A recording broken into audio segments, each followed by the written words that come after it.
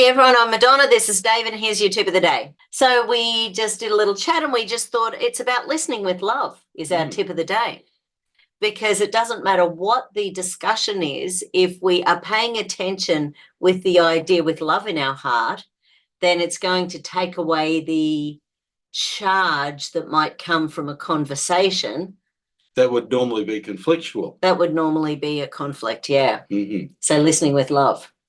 Right, and we're doing that because listening is actually creative. Because we're giving up control over the narrative when we're listening, and we're also being empathetic if we're listening intentionally.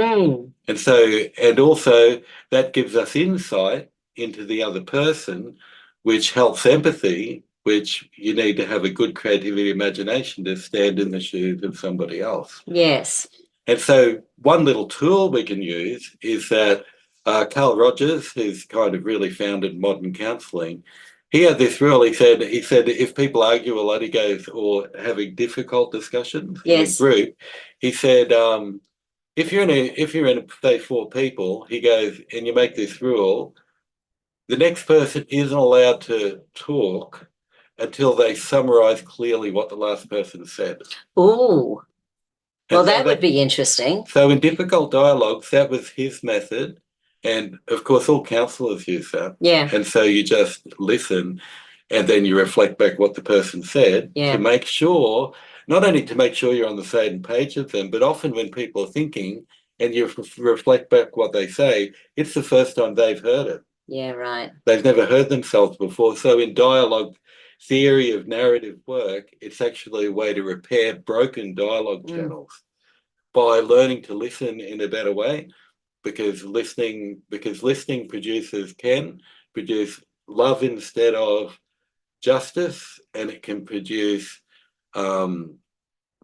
revelation instead of rationalism, according to Paul Tillich, Carl Rogers' best friend. And so that's Listening with love. Listening with love. Yeah, I want to give 2 little examples, because I had a practitioner I used to send people to, and she was very wired in a certain way. And I had a really good session with her, thought she was fabulous. So I started referring my little clients to her, and she broke a few people because her personal belief system was different to that of my clients. Right. As a counsellor. And so I ended up not referring people to her anymore, because she damaged quite a few people by having her own flavor of her belief, by imposing her beliefs on those clients. Whereas I don't know where it was. Maybe I just had really good teachers right from the start, or maybe I'd already been through so much by the time I got into counselling kinesiology that it does not.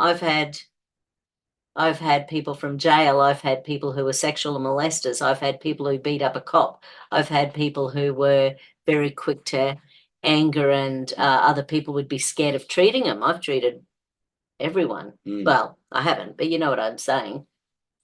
And the judgment isn't there. I don't feel like the judgment's there, because I know that whatever people are doing in their life, there's a reason why they've ended up there. There's always a reason. Like even someone who's been a sexual molester, they've probably been molested themselves as a child. Yeah. So how can you blame that person who can't admit this to anyone in a situation where we're there to help? Anyway, so listening with love, and I feel like that feels like a really obvious thing to do, but so many practitioners do not do it. Oh, well, I mean, empathy is the main tool in counselling. I don't know other types of healing. Yeah. But part of empathy is letting people be themselves. Yeah. Like if you influence them, like if I influence the client, I haven't helped them at all. Yeah. Like, because we use clients' own ways of doing things, own ways of talking. Yeah. Like because when you're empathetic with someone, you talk with them. Yeah, absolutely. You know what I mean? And you're not trying to prove anything, because that's considered negative empathy. Yes. So negative types of empathy are influencing people when they're not there to be influenced. Yeah. Or to prove your theory.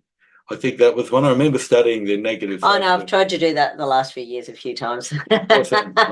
Prove my theory when I've had a different position to the mainstream. Well, But as anyway. healers, we're all scientists, so Yeah. we all have our little hypothesis that we work with. But Yeah. that's how we grow too. Yeah.